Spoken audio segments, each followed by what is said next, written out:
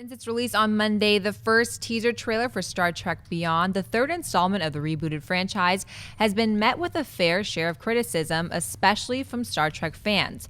In an interview at the European premiere of Star Wars The Force Awakens, Simon Pegg, who is one of the people behind the Star Trek Beyond script and one of its lead actors, was asked about his thoughts on the first trailer, in which he responded, "It was very action-packed.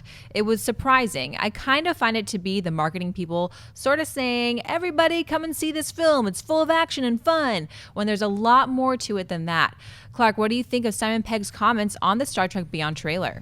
I think he's right. I mean, I think it's an issue of the way they've chosen to market this film. And I think also, I think studios, especially when it comes to big franchises, are looking at what seems to be working. When I was talking to somebody about this trailer before I had a chance to watch it, they said, it's Guardians of the Galaxy. It's basically what they were saying is it's in space and it has a rock song to it and people are making quippy lines and I was like, okay. And I saw it last night before Star Wars and I kind of was like, yeah, I could see that. But I think that this is where studios get bad blood from their fans and from their audiences by trying to sell movies and properties as things that they're not, and also by trying to change the origin or trying to change the true meat of the story into something that it's not. It's like fitting a square peg into a round hole. You can't do it. You shouldn't do it. But I think that, and admittedly, I'm not a Trekkie, but I know enough to know that the last film was not entirely popular with Trekkies. Yeah. And I think that, for people who are Trekkies, this movie probably makes them very nervous. And, in my own personal opinion, one of the things that people like so much about Star Trek, just the overall franchise, is that it has social commentary, that it's thoughtful, that it's, it's a little heartfelt. And I would actually like to see that from a Star Trek movie, but I don't think that that's what the studio is necessarily wanting to do. And so I think this is a big we'll see. Yeah, and then another thing we have to remember, too, is they weren't delivering on what you're talking about, even things to the core nature of Star Trek in their latest few movies that they did have. I think that what they were trying to do is ride that line. They were like, well, we need to make it more popular and mainstream for the casual audience, and then we're going to still stick with the Star Trek roots, and it kind of fell in between and it didn't satisfy anyone, and now they've gone full ways to the mainstream. Okay, we just want an entertaining film. And you know what? The box office numbers don't lie. That's what's working for them. I think Simon Pegg is holding back his thoughts about the trailer. I think he wants to say more, but he's being more reserved because he is the screenwriter of it. He's one of the main actors of it. I personally didn't care for the trailer. And this is coming from someone who actually enjoyed the two J.J. Abrams ones, so it's not a hate thing. I'm not coming from I like the original, the Star Trek, The Next Generation. I like the Star Trek franchise, and I understand that this is not attuned to that, but I still enjoy them.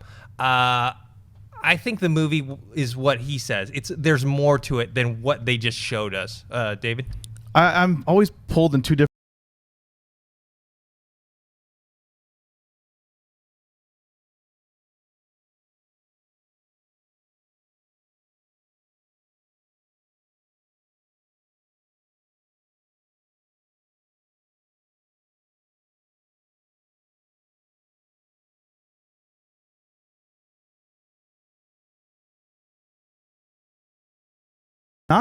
Talk about social commentary. That movie made a good amount of money for the budget that it had, and it showed something about apartheid in South Africa, but changed it and put aliens instead of white versus black. You can do those things and make money. It's just that I think the studios need to find more creative ways to do that. I don't want to judge the film because we haven't seen it yet. I have no idea what it's going to be. Maybe they have some of those themes in there with the whole exploration of the frontier and messing with societies that maybe they shouldn't mess with. So maybe we'll see that. But I agree with Simon. I think this was a bad trailer. I hope the next trailer is better. We were watching Star Wars last night. The trailer came on. That was probably the quietest reaction of all the trailers they showed. People were more amped for Batman v Superman and other movies that they showed besides that one. Well, to counteract your point, though, the studios and the filmmakers need to do what you're talking about. Well, you're talking about District 9. Let's flip it on the other side. Neil Blomkamp and Elysium.